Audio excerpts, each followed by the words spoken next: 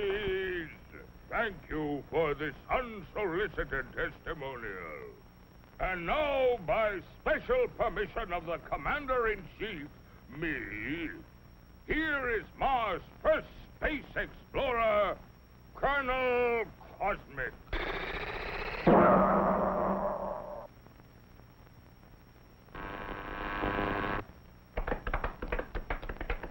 I can't tell you how happy I am to see your smiling faces once more. First, let me say that this trip was made possible only by our dauntless chief, Og the Magnificent, introducer of Og Power, which runs most of our industry, and inventor of Og Speed, which doubles the original Og Power. A short time ago, the master was having trouble with the state limousine. He had, of course, developed the explosive charge. But it was inclined to get a little out of hand, just slightly. And, of course, there was always the problem of friction. Parts rubbing together, heating up, and causing all sorts of trouble.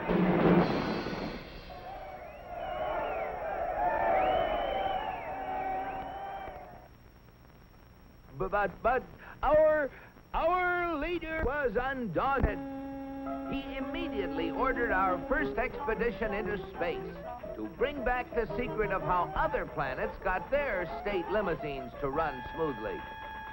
The target was picked with painstaking scientific accuracy. Destination Earth. You all know with what eagerness I volunteered for the mission, and with what confidence I took off.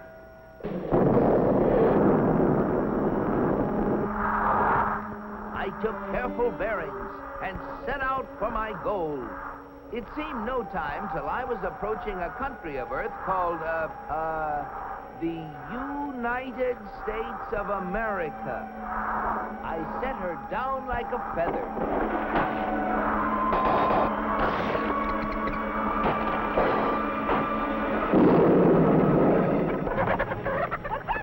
What's all the racket? Naturally, I protected government property by making the saucer invisible. They're after the chickens, Ma! And though the natives showed great interest in me, I decided to make myself invisible, too. Seeing moving lights in the distance, I headed for them. What phenomenal luck! I had landed close to what seemed to be an endless procession of state limousines. They moved quickly, and yet with fantastic smoothness. I just had to get a closer look at one of those Earthmobiles.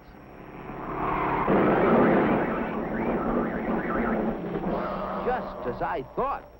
Not only smooth and efficient, but powerful as well. I watched them for hours. Great Ganymede, they were superb. I just couldn't help comparing them with ours, if you call that a comparison.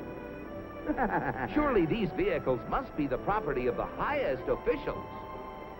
I was wrong. It seems that almost everybody in this country has one of those, they call them automobiles. They use them for transportation, for business, for pleasure. They use them for all sorts of things.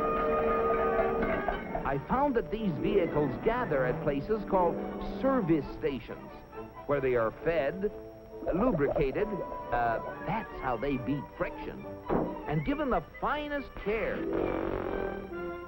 The source of their nourishment was something called petroleum. A power source like that must be a highly prized state secret. I had to find out about it.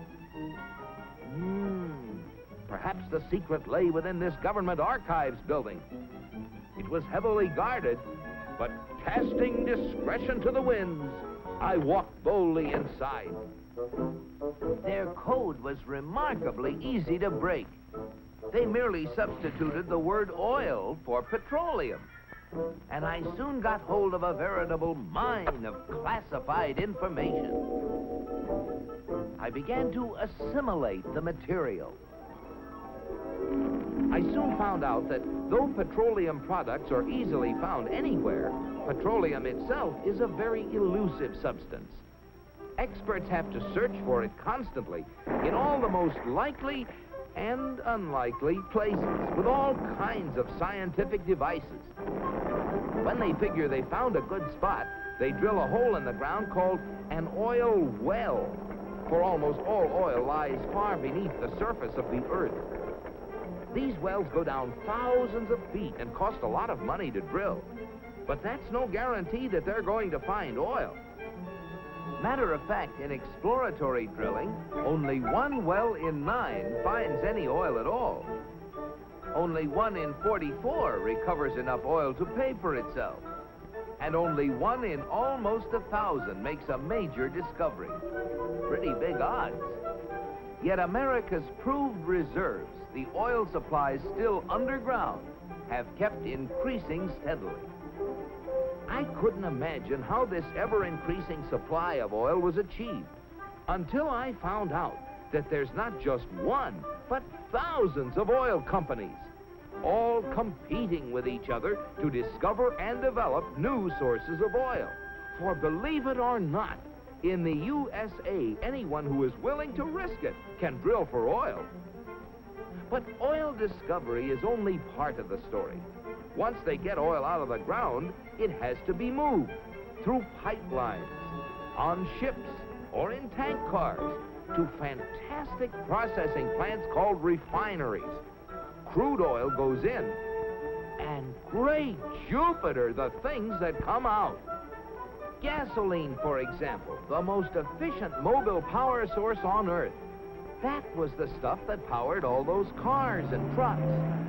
And asphalt, which makes smooth, durable roads. It seems that oil not only runs cars, it even gives them something to run on. Another oil product is the diesel fuel, which runs giant trains across the nation. In winter, fuel oil made from petroleum brings warmth and comfort to millions of homes. And still other fuels help defend America's shores and skies. From refineries also come the lubricating oils and greases that keep the wheels turning in America. But that still isn't all. Crude oil, like everything else, is made up of billions of tiny molecules. And using the magic of research, oil companies compete with each other in taking the petroleum molecule apart and rearranging it into, well, you name it, fabrics, toothbrushes, tires, insecticides, cosmetics, weed killers, a whole galaxy of things to make a better life on Earth. And you know, it isn't just oil companies that try to outdo each other, competing for the customer's dollar. The same story is true of almost every successful business enterprise in America. The result? A higher standard of living in the USA than in any other country on the whole planet. At last, the secret was mine. And now, to get proof of my discovery, smuggled past the border guards. In spite of my infinite precautions, one of them became suspicious and gave the alarm. Come back for the eggs, did you? Yeah! And so, with the fond farewells of the natives ringing in my ears, I took off once again for Mars. My landing was a little bumpy, but I saved my precious cargo. Yes, I brought the secrets back with me, and here they are. The big secret is, of course, oil, which has brought a better life to all the people in the USA. But the key to making oil work for everybody is competition. Fellow Martians, I thank you. Very interesting, Colonel. Oil, huh? Sounds splendid. But that, what was it? Competition. Not our kind of thing at all. Why, competition is downright unmarked. Oil? We'll have oil for everybody. That's what we need. Oh, boy, oil!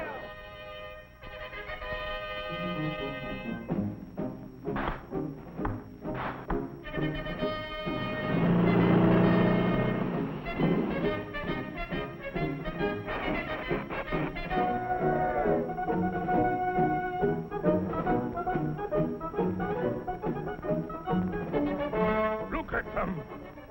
You know what this means, Cosmic? You bet I do, Og. It means that you're through. So why don't you get lost?